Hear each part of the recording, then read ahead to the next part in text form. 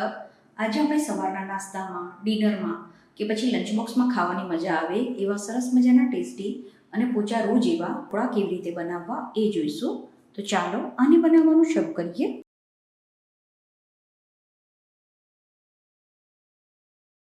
ઢોકળા બનાવવા માટે જે મગની મોગર દાળ આવે એને 2 વાર પાણીથી ધોઈને પછી નોર્મલ રૂમ ટેમ્પરેચરનું પાણી ઉમેરીને આને 4 થી 5 કલાક માટે પલાળીને રાખવાની છે. તો 5 કલાક પછી હવે આ દાળ સરસ રીતે પલળી ગઈ છે. હવે આમાંથી અડધો કપ દાળ આપણે એક વાટકામાં લઈ લેવાની. પછી આમાં અડધો કપ સોજી ઉમેરવાનો. પછી 1/4 કપ જાડા પૌવા ઉમેરવાના, જેને કપડાથી લૂછીને પછી ઉપયોગમાં લેવાના છે.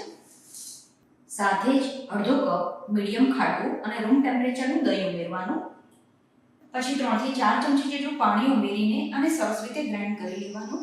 તો ખીરાને આ રીતે એકદમ સરસ રીતે વાટીને તૈયાર કરી દેવાનું છે. પછી ખીરામાં આપણે 1 ચમચી વાટેલા આદુ મરચાં ઉમેરવાના. આની સાથે જ 1/4 ચમચી કે સ્વાદ પ્રમાણે મીઠું ઉમેરવાનું. અને કલર માટે થોડી હળદર ઉમેરવાની. તમારે જો સફેદ ઢોકળા બનાવવા હોય તો હળદર સ્કીપ કરી દેવાની. સાથે જ આપણે ખીરામાં 2 ચમચી જેટલું કાચું તેલ પણ ઉમેરી દેવાનું છે. હવે આ બધી વસ્તુને સરસ રીતે મિક્સ કરી દેવાની. તો ફાઇનલી આ રીતે ખીરું બનીને તૈયાર થઈ જશે. હવે આપણે એક વાસણમાં પાણી ગરમ થવા માટે મૂકવાનું છે. તો પાણીને ઉકળતા 4 થી 5 મિનિટ જેવો સમય લાગે ત્યાં સુધીમાં ખીરું પણ આ રીતે થોડું ઘટ થઈ જશે. તો હવે પાણી ઉકળવા લાગ્યું છે. પાણી ઉકળે એ સમયે જ આપણે ખીરામાં 1 ચમચી ઈનો ઉમેરવાનો. આપણે ઇન્સ્ટન્ટ ઢોકળા બનાવીએ છીએ એટલે સોડા કરતાં જો ઈનોનો ઉપયોગ કરો તો એનાથી ઢોકળા ખૂબ જ સરસ બને છે. પણ ઈનો ના હોય તો સોડા પણ લઈ શકાય. પછી ઈનોની ઉપર અડધી ચમચી પાણી ઉમેરવાનું. હવે આને એક જ સાઈડ સરસ રીતે મિક્સ કરી દેવાનું છે. તો ઈનો મિક્સ થયા પછી આ રીતની આની કન્સિસ્ટન્સી હોવી જોઈએ. હવે આને આપણે એક તેલ લગાવેલી થાળીમાં લઈ લેવાનું. તમારે થોડા મીડિયમ ઢોકળા બનાવવા હોય તો તમે આ ખીરાને 2 થાળીમાં પણ લઈ શકો છો. પછી આના પર થોડું લાલ મરચું સ્પ્રિંકલ કરવાનું. તો પાણીને આપણે ચેક કરી લેવાનું. તો પાણી ઉકળવાનું શરૂ થઈ ગયું છે. આપણે ઢોકળાની થાળીમાં મૂકી દેવાની અને આને મીડિયમ ટુ હાઈ ફ્લેમ ઉપર 10 થી 12 મિનિટ માટે સ્ટીમ કરવાના છે.